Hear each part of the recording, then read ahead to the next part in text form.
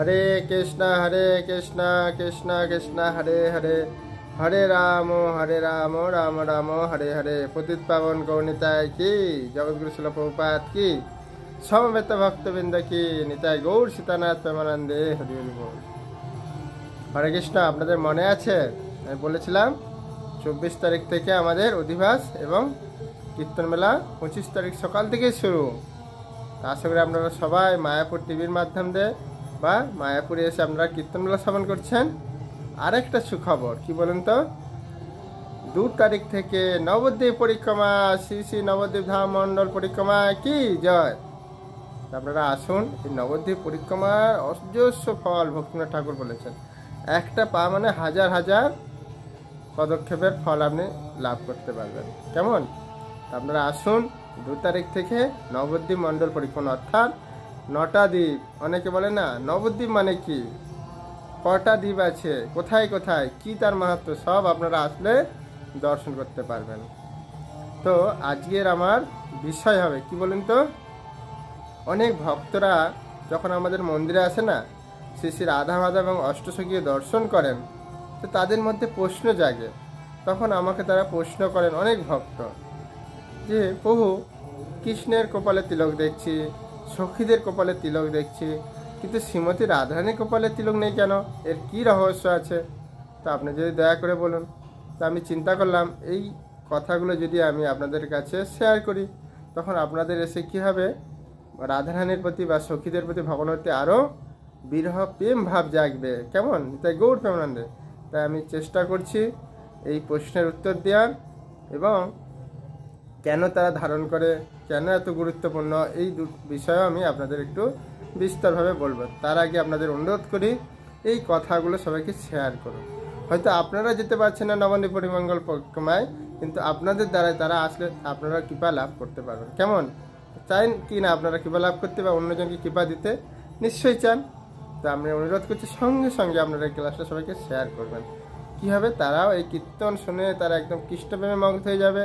নবদ্বীপ পরিক্রমায় দর্শন করতে ভগবানের প্রেমে সেই জায়গা, সেই ধুলি, সেই চরণ চিহ্ন দর্শন করে তারা বিমোহিত হবে। এই নবদ্বীপ পরিক্রমায় আপনি রামচন্দ্র লীলার জায়গা দর্শন, ভগবান কৃষ্ণ লীলা দর্শন, স্বয়ং চৈতন্য লীলা দর্শন, সব কিছু আমরা পাবেন। সেই মুরারিগুপ্ত হনুমানের প্রকাশ, সেই লীলা দর্শন, এমনকি পৃথু মহারাজ ছিল সেই যে পৃথুকুণ্ড, সব কিছু আপনারা এখানে এসে দর্শন করতে পারবেন। আসুন আমরা আজকে আমাদের যে বিষয় হচ্ছে কি, ভগবান কৃষ্ণের কপালে তিলক থাকে, সখীদের কপালে তিলক আছে, কিন্তু রাধারানীর কপালে কেন তিলক নেই? তার আগে একটু আমি গুরুদেবের কাছে প্রার্থনা করে নিই। কেমন? নময়ং বিষ্ণু পাদায় কৃষ্ণ পেষ্টায় ভূতলে শ্রীমতে জয় পতাকা স্বামিনীতি নামিনে নম আচার্য পাদায় নিতায় কৃপা পদায় নে গৌর কথা ধামদায় নগর গ্রাম তারিনে। দেখুন, আপনারা কি করবেন, কোনো যদি বাড়িতে বৈষ্ণব আছেন বা আপনাদের গুরুদেবরা আছেন, বা আপনারা যারা ভক্ত হন না, আপনাদের বাবা মা বা আপনাদের জেঠা কাকা বা পাশের কোনো জন গুরুজন আসলে, তখন কি হয়, তার চরণধুলিটা নিয়ে আমরা কী করবেন, মস্তকে দেবেন। কখনো এরকম হয়েছে যে নিজের চরণধুলি নিজে মস্তকে দেন না? সেটা একমাত্র কি বলে, যারা পাগল বা বোকা তারা করে। না হলে কি হয়, আমরা গুরুজন বা বৈষ্ণব বা আমাদের যারা পূর্বপুরুষ অনেক কিছু করেছে তাদের চরণধুলি আমরা মস্তকে ধারণ করি।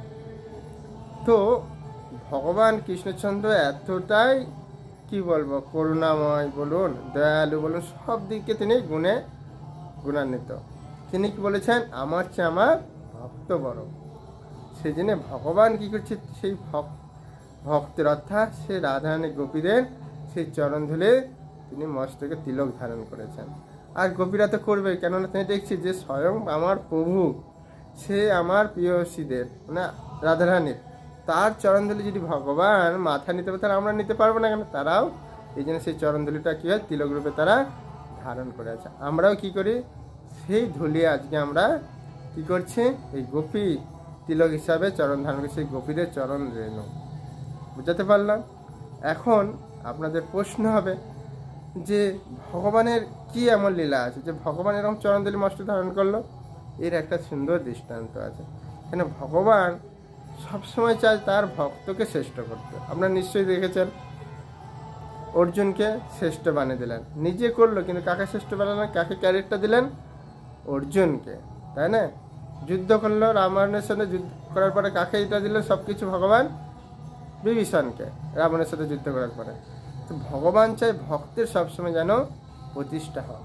আমরা এখানে দেখতে পাই মহাপ্রভু পারতেন কি না সারা বিশ্বে পরিণাম প্রচার করতে, কিন্তু তিনি কি করলেন না, আমাদের যে প্রভুপাদ অর্থাৎ ভগবানের স্বয়ং সত্য অবতার, তেনাকে দিয়ে প্রচার করে তেনার ক্রেডিটটা দিলেন। তো ভগবান চাই ভক্তের সবসময় নাম যশ হোক, কিন্তু যেই সমস্ত ভক্ত ভগবানের উপর সম্পূর্ণভাবে চালনা করতে, সেই সমস্ত ভক্তদেরই ভগবান নাম যশ জগতে প্রচার করে দেন। তো এখানে ভগবান চিন্তিত রাধারানী এত প্রিয়, আর এনাকে আমার প্রচার করা দরকার। তো একদিন কী করলে, তিনি জ্বরের লীলা করলেন। খুব জ্বর, গা পুড়ে যাচ্ছে আর খুব কষ্ট পাচ্ছে, এরকম লীলা করছে। আর মা যশোদা তো খুব কষ্ট পাচ্ছে, আরে আমার কানায় এত কষ্ট হচ্ছে, আমি মা হয়ে পাচ্ছি না। তিনি খুব দুঃখ করছে, সবাইকে বলছে আরে কবিরাজ নিয়ে আসো, ডাক্তার নিয়ে আসো, আমার কানের খুব জ্বর, কিছুতেই কমছে না, আসো। অনেক কবিরাজ ডাক্তার আনছে, কিছুতেই আর কমছে না। মা তো খুব দুঃখ। আপনারা নিশ্চয়ই জানেন, সন্তান যদি জ্বরে কষ্ট পায়, মা কি আর ভালো থাকে? মা কষ্ট পায়। তো এরকম খুব কষ্ট পাচ্ছে, কষ্টতে তো ভগবান চিন্তা হচ্ছে আমার মা কষ্ট পাচ্ছে, কী করা যায়? তখন তিনি কী করলেন, নারদের মধ্যে প্রকাশ করে দিলেন। এই নারদমুনির মধ্যে প্রকাশ করে দিলেন এবং নারদমুনিকে বলে দিলেন যে তুমি ওই সময় আমার মায়ের ওখান থেকে যাবে, আর তখন তুমি নারায়ণ নারায়ণ নাম করবে আমার নাম, আর তখন আমার মা তোমার কাছে শরণাগতি হবে। আর তুমি কি করে বলবে যে কি, আমি তোমাকে শিখিয়ে দিচ্ছি যে এমন কোনো বৈষ্ণবে যদি চরণধুলি দেওয়া হয় তাহলে কি হবে, সুস্থ হয়ে যাবে। কেমন? তো এইভাবে কি হয়েছে বলে দিয়েছে। তো নারদমুনি এরকম কী করছে, ভগবানের কথা অনুযায়ী সেরকম নারায়ণ নারায়ণ করছে। তখন যশোদা মাতা বলছে আরে নারদমুনি প্রণাম। বলছে দেখুন আমার এই সন্তান কত কষ্ট পাচ্ছে, কিছুতেই রোগ ছাড়ছে না, কত ওঝা কত কিছু আনলাম, তুমি কিছু একটু বলো। তুমি তো সবসময় ভগবানের নাম নিয়ে ঘুরে বেড়াও, তার সঙ্গে সবসময় থাকো তার কাছে, তা আমার এই কানের একটু কিছু ব্যবস্থা করে দাও না। নারদমুনির বলছে, নারদমুনি এসলো, এসে দেখলো একটা উপায় আছে। এনার যে রোগ এই ডাক্তার কবিরাজে সারবে না, কি করতে হবে, কোনো বৈষ্ণবের বা বৈষ্ণবীর যদি চরণধুলি কেউ এনার মস্তকে দেন তখন এ জ্বর সারবে। তখন এবার কি করলো, সবাইকে ছড়িয়ে গেল সমস্ত দ্বারকাবাসীদের কাছে, দেখছি কেউ চরণধুলি আর দিচ্ছে না। তখন বলছে কি করা যাবে? তখন নারদ বলছে যাও তুমি একবার বৃন্দাবনে যাও। ভগবান তো জানেন বৃন্দাবন ছেড়ে দ্বারকা ছিল, তখন সবসময় রাধারানী কী করতে জানে, সবসময় কৃষ্ণ চিন্তা, খেতে বসতে ঘুমাতে। কৃষ্ণ চলে গেছে মথুরা দ্বারকা, তারপরেও তিনি কখনো কৃষ্ণকে একমাত্র ভালোবাসে না। কেন ভগবান সেই রাধারানীকে ভালোবাসবে না? তো তখন তিনি জ্বরলীলা করেছেন, কিছুতেই জ্বর কমছে না।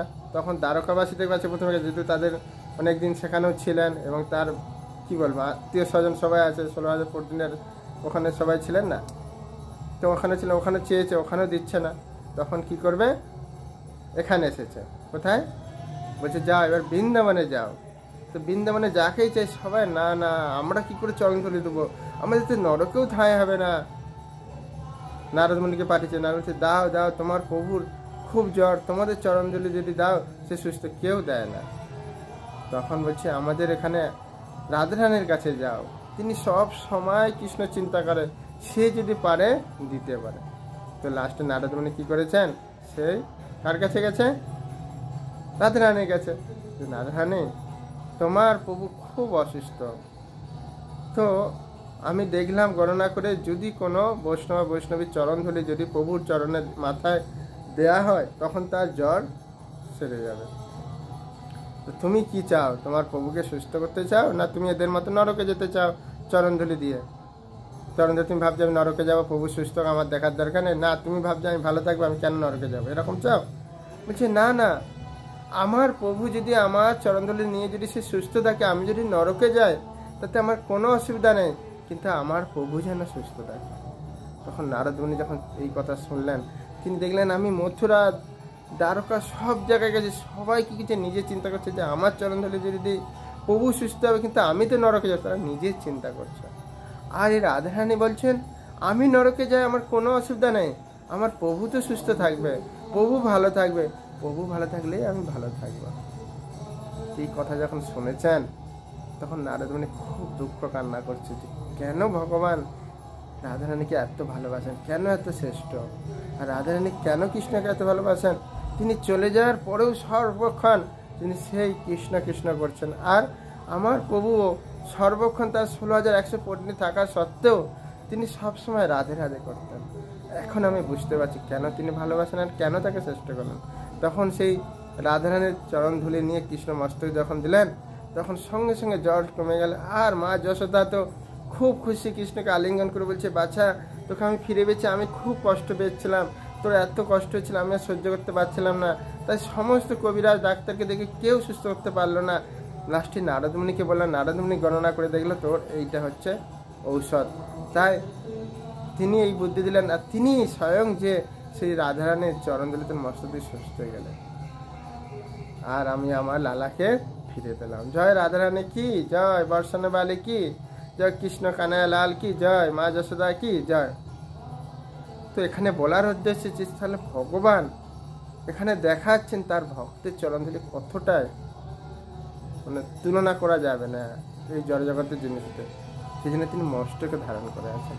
তাই আমরা এই গৌরীয় ধারায় সেই তেনাদের চরণধুলি এরকম মস্তকে ধারণ করে তিলকে ধারণ করছি সেনাদের কৃপা লাভ করার জন্য। তা আশা করি আপনারা উত্তর পেয়েছেন। আর অবশ্যই আপনারা রাধারানীর কাছে প্রার্থনা করেন, হে রাধে তুমি যত রকম তোমার বিপদ এসেছে তুমি আমার ময়ন থেকে কখনো 1 সেকেন্ডের জন্য তুমি কৃষ্ণকে ভুলে যাও না। তো তুমি যদি চাও আমাকেও আমার এই মন রূপী কন্যাকে কৃষ্ণের চরণ নিবেদন করো। ভীষ্মদেব এইটাই প্রার্থনা করেছিল, আমার এই মন কন্যা আমি তোমার চরণ অর্পণ করেছি। তো হে রাধারানী তুমি আমাকে শেখাও, যেন ভগবান তার ভক্তকে কতটা শ্রেষ্ঠ তিনি জগতে প্রকাশ করেছেন। তো আশা করি আপনারা প্রশ্নের উত্তর পেয়েছেন। উত্তর নয়, আপনারা রাধাকৃষ্ণের প্রতি স্বয়ং চৈতন্য মহাপ্রভু কলিযুগে এসেছেন, তেনার প্রতি ভক্তি করুন, দেখুন আপনাদের জীবন ধন্য হয়ে যাবে এবং আপনাদের এই জগতে আর আসতে হবে না এবং আপনারা ভগবানের চিন্ময় ধামে যে দিব্য আনন্দ লাভ করবেন। নিতাই গৌর প্রেমানন্দে হরি হরি বল। এখানে আমি শেষ করলাম। আশা করি ভক্ত এবং অভক্ত দর্শনার্থী যারা আছেন তা আপনাদের যে প্রশ্ন ছিল আমি আপনাদের সেই উত্তর আশা করে দেওয়ার চেষ্টা করেছি। এরপরে যদি কোনো প্রশ্ন কমেন্ট থাকে আমাকে করবেন, কমেন্টের মাধ্যমে আমি আপনাদের যথাসময়ে উত্তর দেওয়ার চেষ্টা করব। সবাই সুস্থ থাকুন, ভালো থাকুন। পরবর্তী ক্লাসের জন্য আমরা ক্লাসটা যদি সাবস্ক্রাইব করে রাখেন তাহলে আবার নতুন ভিডিও পাবেন। যদি ভালো লাগে এটা সবাইকে শেয়ার করবেন, লাইক কমেন্ট করবেন আর রাধারানীর কৃপা লাভ করুন। শ্রীমতী রাধারানী কি জয়।